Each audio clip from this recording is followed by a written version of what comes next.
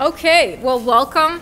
Welcome to Sunday School Hour. We're going to explore sexual education and the role of the Christian parent. I think it's an important thing to talk about and to always have on the forefront of our mind. So, and also, we believe in our tradition that each one of you are spiritual parents, no matter what age or stage in life you are. So your role is a parent in some way, if you are a member of this church, to care for the children of our church. And so it's important that, I think, in my opinion, that everyone take this seriously and take it to heart. So sexual education and the role of the Christian parent is for everybody. Now we got that taken care of. So today my goal is to talk to you guys and kind of help you think through sex in a big way, but not only that, but the education of children. So as parents, just imagine with me, a young parent, you have this baby, that's great. All of a sudden, everything on TV you see, everything that you hear, you are attuned to, like, oh my goodness, there's so much sexual content in our world. And how do I even begin approaching this subject with my children, let alone, is this important? This is important. Obviously, this has a lot to do with our Christian faith. God says that sexuality is good. But heck, I have questions from, when I was a kid, my parents never answered. Maybe they didn't give you a good sex education. Maybe you learned it from other places. So a lot of parents feel incompetent or just plain confused, and they are really scared because in today's day and age, there's so much that your child can access and see and learn, and this is a hard topic. It's intimate, it is awkward at times, but it's also beautiful, and it's something as Christians that we believe to be important and to be called good by God. And so I think that's why we're supposed to look at this. So I deal with this issue and topic, I would say on a daily basis, because I work with kids in the majority of my line of work. I counsel children and their parents and families. And so I've seen a lot of sex education ignored, and then the ramifications. And I think that it's important that we take a look at this, and no matter where you are in the stage of parenting, it can be redeemed. So I'm here to give you some hope and to help you kind of take a broad look at 3 different things. First of all, we're going to look at the overview of the current sexual landscape. Very, very big overview. I mean, like short, as in big, short. There's so much to discuss. So don't feel like if you're like, that's not everything that's going on, and I know other stuff. I know. You probably even know more than me combined. But I'm just going to kind of lay that groundwork. Then we're going to talk about why sex education is necessary in the Christian home. And these, again, are my thoughts. And so you can, I would encourage you to think through even more. And we'll have a little time left at the end for discussion. And then I'm going to give you resources to start sex education today with your kids. Okay, so I just want to kind of set the stage and address how briefly our culture has become sexualized with the media, TV, internet, gaming, toys, clothing, magazines, you name it. It's there. Statistically, a bunch of media conglomerates got together 10 years ago and did this awesome research project. It's called FamilyResearchMedia.com. And by the way, all of these resources are Brent threw up a website for me, and it's pretty awesome. It's called SusanStutzman.com. So all of everything we wanted to know. All the resources that I'm going to show you are going to be there. So if you forget or you don't, you know, and there's links to them on Amazon, so it made it real easy. Because I know, as a parent myself of two 2-year-olds, it can be very tricky to remember everything. And you know, even if I write it down, it's like, where did that paper go an hour later? So anyway, I just want to let you know. So back to this. So statistically, 10 years ago, all these media conglomerates got together and did a bunch of research, and there was this startling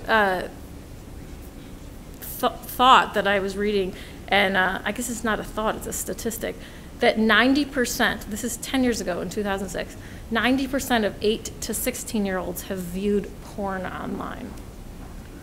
And most of them admit that it's while doing homework. So I just want you to kind of think with me. You're like, what's sex education have to do with pornography at the get-go? This is where your kids are learning sex education. And let's say 10 years ago, maybe 8-year-olds had some cell phones or tablets. How old do you think kids hold tablets and use them now? Yeah. And pornography is always not sought after. But I'm going to read you a little something from this website that I love. It's called pornharms.com. Although sexual and porn-specific exposure may not be sought directly by kids, the reality is that kids are bombarded with pornography via different media channels. So one example of this is that kids can search for their favorite characters, like Pokemon, and there's tons of pornography that comes up under the search Pokemon. I mean, these are, you know, Pokemon's just one example. Thousands of child characters are linked to pornography. And usually children seek out sexual content in media because of curiosity, educational. They think, you know, I mean, come on, their friends might be talking about it. They're like, I don't want to look stupid. I'm going to, you know, try and figure this out. They have access, right? Phones, tablets, computers, etc. And so they don't always, they aren't always looking for this, but often, you know, about half of the time they are. And then just kids' brains work so, we're going to talk about how kids' brains work, but they work differently than adults because they're still growing. And so their feeling brain and their thinking brain aren't working together. So I'm going to use the word feeling as like you're like breathing, sleeping, you're learning how to walk. Most of you don't remember all of those, how you learned all of that. But we have this, it's like our low brain. And then the high brain is what is our cognitive development, and we are figuring out what is good for us, how to make good choices, logical consequences, etc. And as we grow, the children's brains start learning how to work together. So we can make choices on when to sleep. We can make choices on how to, like where we're going to walk, what we're going to see, that stuff. But as little children are developing, if they can't make these choices because their cognitive brain isn't fully functioning and isn't working together, then this gets really dangerous because the addiction is based a lot on feeling. And so it becomes a very probable issue with small children with making sure that sex education is done well, because we have all of this exposure in media, and so sexuality seems normal, like the way that it's introduced, the way they see it, the pornographic images that they see, and that type of thing. So distortion leads to damage due to the release of excess amounts of dopamine to create overstimulation in the brain. Dopamine is, I don't want to assume that you know this, but I'm sure many of you know, dopamine is a chemical that is released that when you experience pleasure. And even though children may not think that images are pleasurable, they may feel like they're gross or weird, and they might not want to look, we are inherently sexual beings, and so it is like seeing something sexual is like a magnet. Even if it's weird or gross, we still look. So dopamine releases, and the child doesn't know, why am I feeling this way? But this is really interesting, and I'm really curious. And so if there is the availability to keep seeing this, we keep going after it. And so even if your child is a great kid and you're like, they would think that's so weird and gross. Yeah, that probably is true. But it doesn't mean that our human drives, again, our feeling brain, our lower sensory isn't pulled toward this. So triazomite parents to try and protect their parents, or parents try and protect their children. So you may be thinking, okay, I'm protecting them, blah, blah, blah, which is great, but the porn industry is very large and well-funded. Again, in 2006, there's a lot, they did this huge study, so I'm sure there's studies that are more recent, but this was like a really prominent one, and then it was a $100 billion industry around the world. That's 10 years ago, again. So, as such, pornographers keep up to date on the latest technology, and they're developing new and subtle methods to take internet click of the mouse into the darkest places on the web. In addition, new websites are added to the internet every hour, and every day internet users create lots of unmonitored content. So there's great porn blocking sites, Net Nanny, Covenant Eyes, these things. But external filters aren't the only thing that we need. We also need to teach our children internal filters. And so sexual education is really important. Again, this isn't an exhaustive list of how the media and culture is seeping in. Television shows, I mean, look at your children's clothing, having boyfriends and girlfriends at a young age and not necessarily knowing the context of what that is like. It's all around us. So being able to have intentional conversations and taking a look at media and the world and saying, okay, we can't prevent our children from being exposed to this. We can't. And that's okay, because God has placed us in this world. And we can't escape it, and we can't leave it. And so what sex education for the Christian is going to be is like giving our children the equipment, like a raincoat, to be able to see this stuff or experience this, and to be able to allow it not to change us, but to, like, the raincoat will be like our shield, right? We see it, it's exposed to us. We might get a little wet, yeah, we might. But my hope is that through educating your children and working this into a daily contextual conversation, that you'll be able to help them to prevent many unwanted sexual encounters and addictions, and that you'll be able to actually change the landscape of their worldview and how sexuality is good.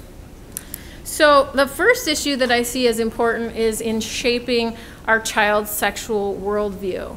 And that is starting with focusing on the big picture idea for your kids. So we talk a lot about idolatry here at church, and my understanding of idolatry is that it's worshiping anything other than God. But oftentimes what we desire isn't bad. It's linking to another thing. So desiring human contact, desiring sexual experiences, these are all good things. But it's how we actually approach that, and how, and it's, are we doing it for ourselves, or are we doing it to glorify God? And so how do we teach that to children? Well, it looks different at different ages. So if your 2-year-old and your 15-year-old are in the same room, or you're thinking about this for yourself, it's going to look different. But I wanted to show you some resources. So if you want, and let me just back up. If you want to read more about culture and what is going on in the culture, this is a great book. It's not exhaustive, and again, things are so out of date every year because of all the new things that are coming, but it's pretty recent. And it's So Sexy, So Soon, The New Sexualized Childhood and What Parents Can Do to Protect Their Kids. And I really appreciate this because it talks about not only the different media outlets that have a larger influence on our children, I think, and how that's infiltrating their sexual education, but it also talks about why it matters, and like the negative effects on mental health and sexual development for over-sexualization for kids. So I would recommend, if you want to read anything further on this, this is a really great book. But in regards to starting with a worldview, so this book is appropriate for starting with a 1 or 2 year old.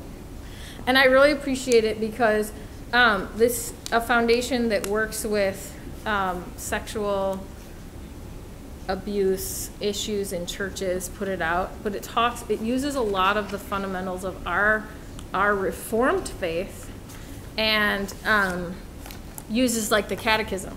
God saw everything that he made, and it was very good. And who made you? You know, God. So it talks a little bit about that, but then it addresses specifically, and again, this can be for older kids as well, but private parts are parts that are covered by your underwear or bathing suit and shouldn't be touched by other people, and it uses specific words. Now, this is really important in sex education, to use the real terminology. So here are your private parts: your penis, your vagina, your bottom, and your breast. Now, tell that to your children. It's very helpful that they hear those words, so that if someone says, because a lot of times abuse happens in the context of, don't tell anybody this, or I'm just, they use slang, like, just, give me a little kiss here, or, they use the words blow job, or jerk off, or, just all of these terms that are like, it's not really that bad, just, we're just looking at whatever. In understanding sexuality, it's important to correctly name body parts so that you can help your children to realize these are functional parts, they are good parts, but they are private. That term also is a hotly debated topic in sex education, because are they really private if we don't want to tell kids not to talk about them? So sometimes you say the word personal parts, private parts, whatever way you choose to talk about this. I still think it's important to name directly your body parts. I like this book because of this one thing. It says, what if you and daddy or my teacher are too busy to talk? It addresses this. It's very important to keep asking for help, right? So it's talking about sexual abuse. Until someone listens. Mom said, you're very special and deserve to be safe. Let's think of other people who can help you when you need it. Okay, so sometimes in our society, we aren't going to be there for our children, so we got to also help them think about how can we work in, if there's sexual abuse, if there's something going on that's questionable, if you're curious about something, it's okay. Mom might not always be here. Dad might not always be here. Who else are safe adults to talk about this with? Okay? So it helps with context. It talks about secrets as well. I really like this book also for talking about secrets. But I want to say that also so in creating a worldview, there are some books that are specifically helpful for that. And Stan and Bren Jones are a Christian couple that helped formulate a book series also that talks about the tenets of sexuality. This is an older copy, so these books can look different if you look on the internet. But this is the second book in the series, And this addresses all of the sexual education components. So about your body, why God made you, how he made you, that your bodies are wonderful, etc., and how you were born. So everything from sexual intercourse to the birthing of a baby. It's beautifully illustrated in watercolors. It's a really helpful book.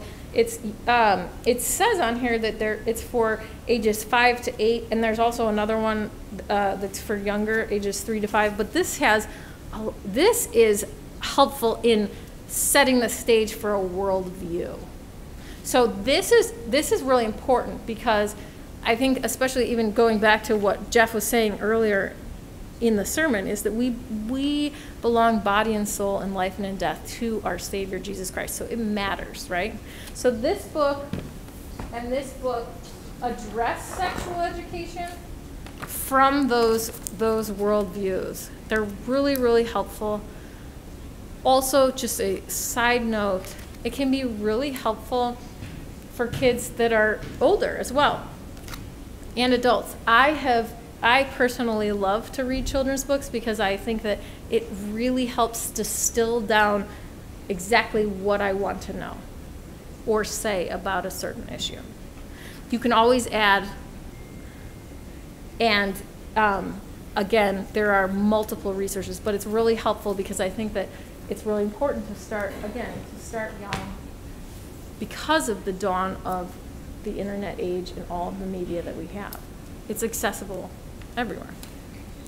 And let's remember what God says about sexuality. Often as Christians, we're good at warning our children about what not to do, but we forget that to talk about what to do. So, I mean, think about that when you are helping your child. No, I said no, right? Stop. That's my girl's favorite thing. I said stop. That's our favorite thing to say right now. So, but a helpful tool is to redirect. Okay, so it's not a great idea to view pornography, and here's why. But why is that? Or what can we do instead? Okay, so thinking about, again, laying a foundation, thinking about the world, our worldview. God wants us to be sexually pure, and that's true. And to be sexually immoral is sin. That is true, right? We talked about that even in the sermon today. But why did he create us to be sexual beings and give us desires if we must be chaste until we're married and all of these things? Well, I think it's helpful to begin with a philosophy and worldview for children young. So let's say 2 to 4. The catechism. Why did God make you? Well, you're made in the image of God. Why do we act nice to people? Why, the list can go on. In Proverbs and Song of Solomon, there's lots of words and instruction on how to enjoy sexuality, and in the context of different different books in the Bible, it explains and shares great truths. It isn't necessarily a full-on guidebook, right? So these resources can be really helpful for different ages.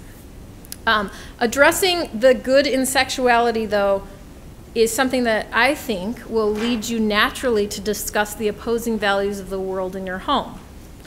And again, this may look different depending on the age of your children, but could ultimately change your daily decisions. So, what do you allow your children to watch? What do you allow your children to view, to read, to download, to play? Are you with your children often to be able to talk about these things? So instead of just saying, oh, we don't watch that, and clicking off of it, pornography comes up. We say, this isn't something that we look at. We're going to turn this off, but I want to talk to you about why. Don't just shut that door because they're going to go and find it. They want to be educated, right? I mean, this is wonderful. These art children, everyone, like little people, they're people from like little to big. And we're always curious and wanting to know things, and that's great.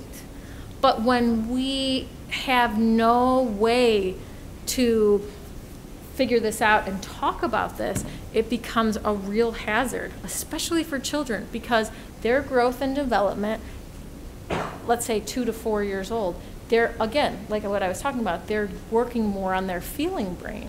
So I feel like that toy should be mine. I'm going to take it, right? I feel like it might be fun to touch someone else's vagina. I'm going to touch it. We see this a lot in children's play, right?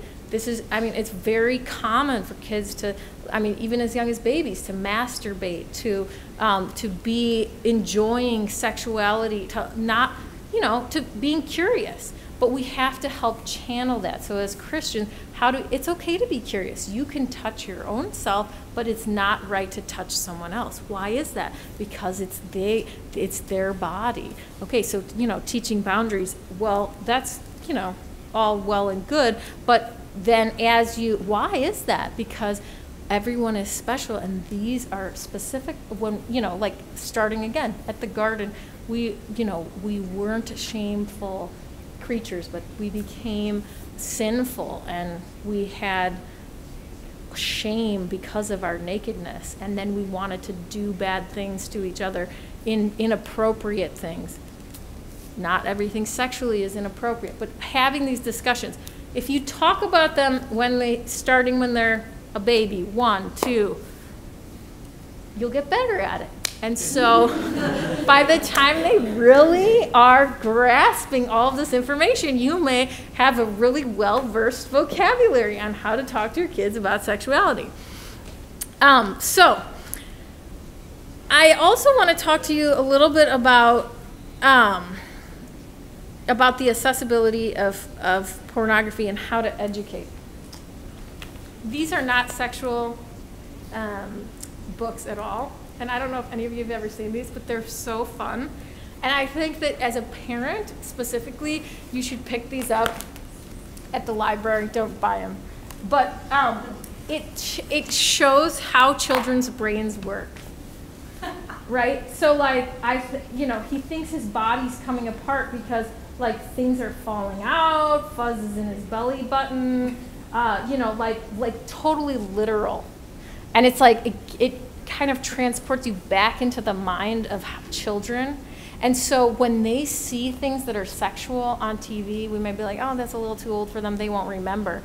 But they, like, literally are thinking about these things, and it's shaping their decisions, and we're like, where did that come from, right? Those words or whatever. And but what's really scary is that it's literal. So, like, what's coming, like, what does he say? Oh, you forgot to tell me teeth fall out, and when they do, some brand new teeth begin to sprout. My hair and skin and everything, there's nothing I should fear, so it's normal? Like that, he's like, little skin's coming out. I think that it's just, they're funny books that help, I think, take us from our cognitive adult brain into the world of, okay, so what's going on with the child? And then realize, too, that even adults sometimes take things literally, and how can we actually be specific in these situations where we're talking about sexuality. Another great book is one of my favorite authors, Dan Siegel. He writes about the brain, if you want to know more in a technical way, but it's easy to read. The Whole Brain Child. This is a brand new resource last year. I think it was printed. For 2015. It addresses pornography for children even if you haven't talked to them about how children are made through sexual intercourse. Literally, it's like the illustration that's in here that I love is if you are concerned about helmet, bike safety, why wouldn't you be concerned about pornography? Like, this is as important or more, but we need to be able to address this issue with our children with the same ease as talking about helmet, why we wear a helmet on our bike, or why we wear a seatbelt in a car as why we are not choosing to look at pornography. It's not a Christian resource, but it's awesome. I love this line. Pornography is dangerous because viewing it can put the feeling brain and its attraction center in charge of driving you a long time before your thinking brain has strong enough brakes to control those kinds of feelings. And that can lead to developing an out-of-control addiction.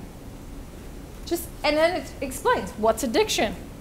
Like to children. Like you could read this to your kid, 5 years old. This is really important though.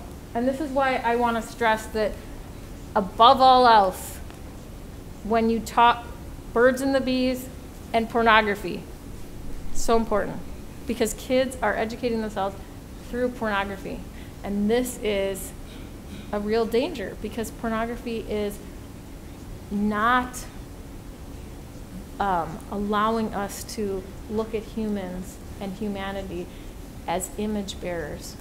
Oftentimes it's rape, oftentimes it's abusive situations, it's underage children, it's a terrible, terrible world of sin and hurt and abuse, and it's fueled by money and by desire.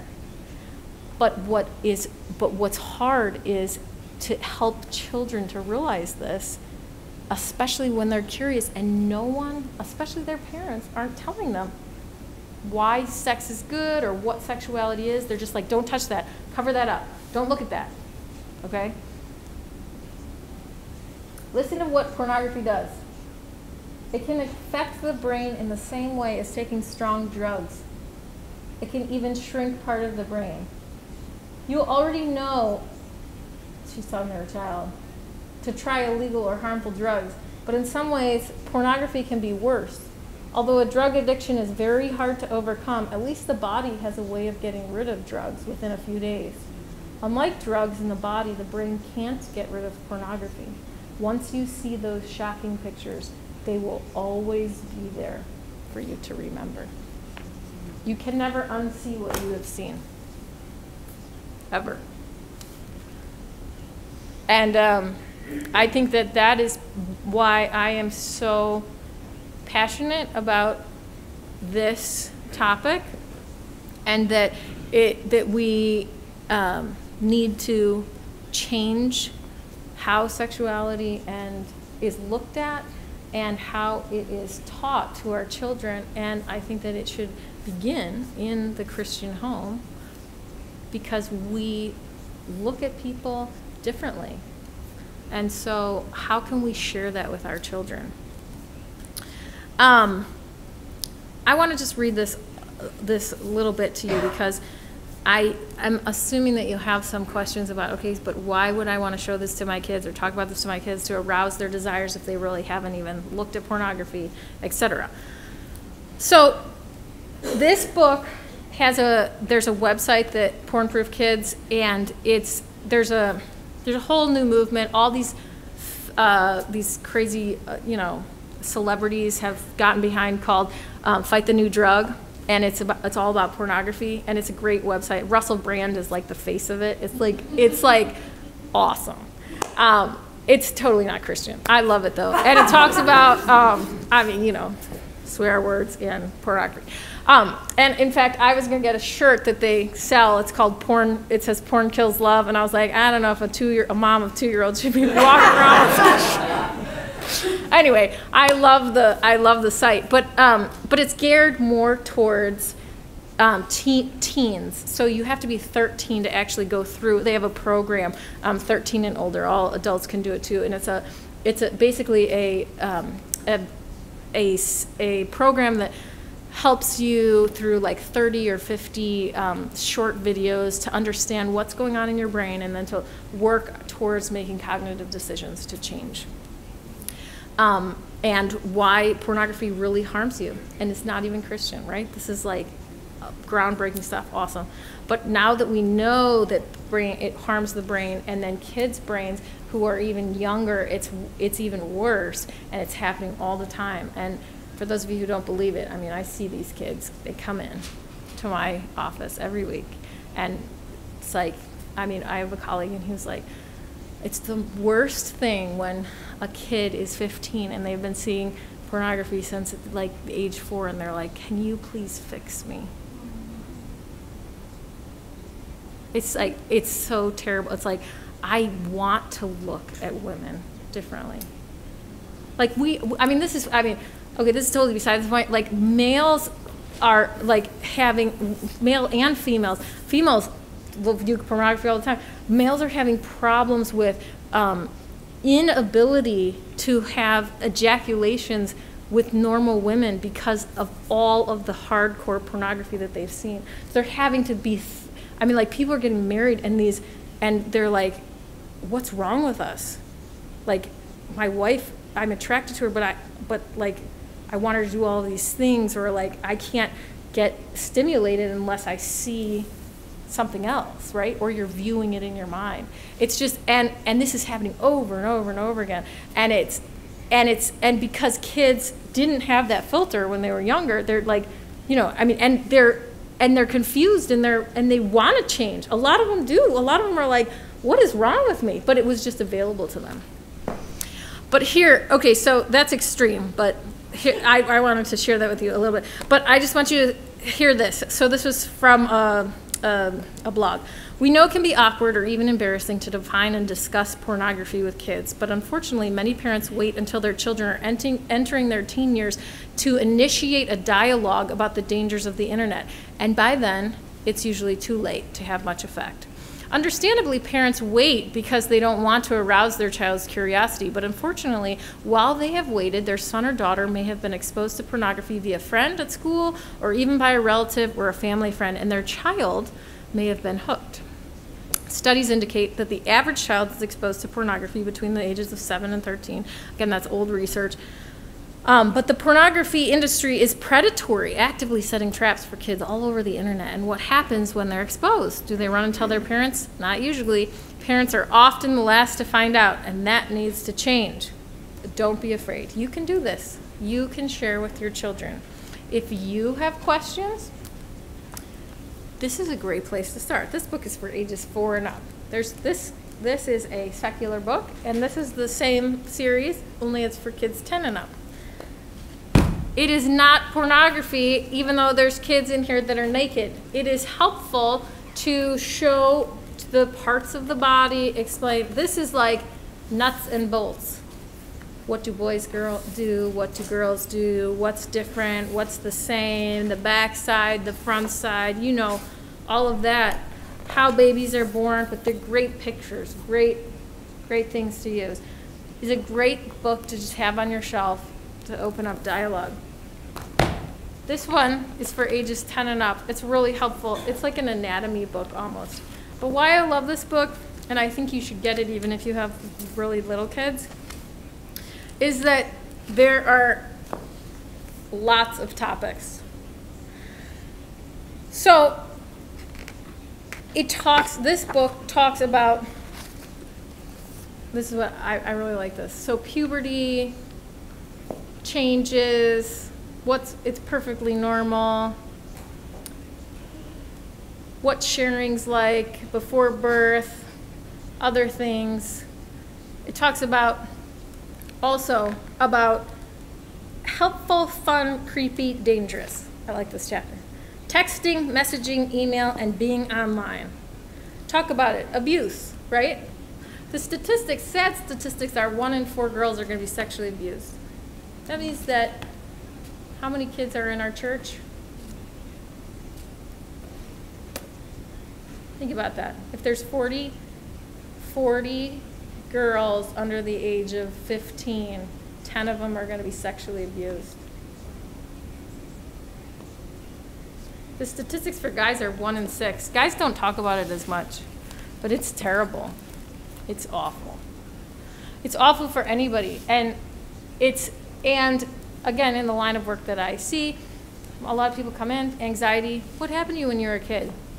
Working with adults. Most people have been sexually abused or had unwanted sexual encounters that I meet with. It's a big issue. And so, again, talking about it is a way to, don't be afraid. If it may happen, it's terrible. It's the worst. It's the worst. But talking about these issues, helping your child realize that you're there, is a way to also help heal the brain. So working through these issues, not allowing it to stay in their brain and rumble around like, was it my fault? Is this good? Is this bad? You know, like, it felt good when somebody touched me, or they gave me a piece of candy, or it just seemed normal because it was my cousin, or it just, he said it wasn't bad, and all he asked me to do was take my shirt off, or girls to girls, or boys to boys. All this happens. I see all this. It's not about them talking to you. It's not about you getting all flustered. It's about, okay, how can we help them heal? How can we change this? And how can we hopefully prevent this? And so if we can talk about it early, we can do a lot of prevention by saying, hey, if you feel uncomfortable, you can always say stop. If you feel uncomfortable and mommy's not here to talk to you, you can talk to dad. If you can't talk to dad, so have this conversation as a family. If you can't, then who are other safe adults, right? I mean, like, if your teacher's not available, all these books address this. Again, even simple things like sex education for your period, for girls. Periods come younger and younger. This is a really helpful book, I feel like, but it's geared towards kids that are starting menstruation. And it's helpful to talk about your development, pregnancy, conception, menstruation, growing up, interests, all this, the nitty-gritty. Why is it important? Because it is important as a Christian. It is something that God made women to experience so that they can have children. It's not a terrible thing, and our society talks about it being terrible, getting rid of it, being the worst time of the month, your life, whatever. But again, where are they going to go and find? They're like, oh, I just want to know about this. Searching on the internet, looking in books. What do they find? Then they start finding other things. And again, it's shaping their worldview and all types of stuff. There's a lot of other things.